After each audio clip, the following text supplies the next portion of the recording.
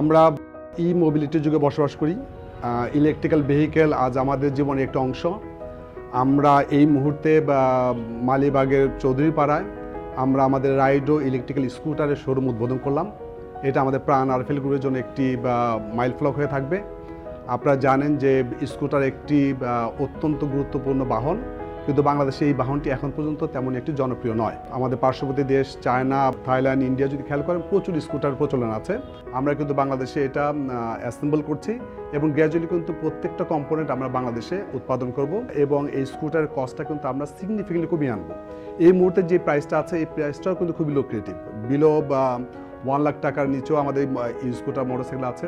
আমরা আশা করি এই স্কুটার প্রোডাক্টটি সংযোজনের মাধ্যমে আগামীতে এটা হয়ে যাবে আমাদের চলাচলের একটা প্রধান মাধ্যম। সো আমরা চাই এই উদ্যোগের মাধ্যমে, এই প্রথম শোরুম উদ্বোধনের মাধ্যমে আমাদের ভোক্তারা আমাদের কাছে আসবে।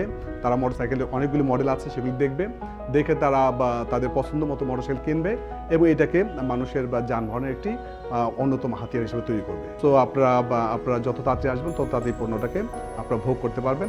এটা আমাদের প্রাণ আরএফএল গ্রুপের ম্যানেজমেন্ট একটা কমিটমেন্ট। যেভাবে বিগত দিনে আমরা প্রত্যেকটি প্রোডাক্টকে আমরা অনেক সাশ্রয়ী মূল্যে একটা ভালো কোয়ালিটি দেওয়ার চেষ্টা করেছি, আশা করি এই স্কুটারটাও আমরা তেমনই একটি প্রোডাক্ট আকারে আপনাদেরকে উপহার দিতে পারবো।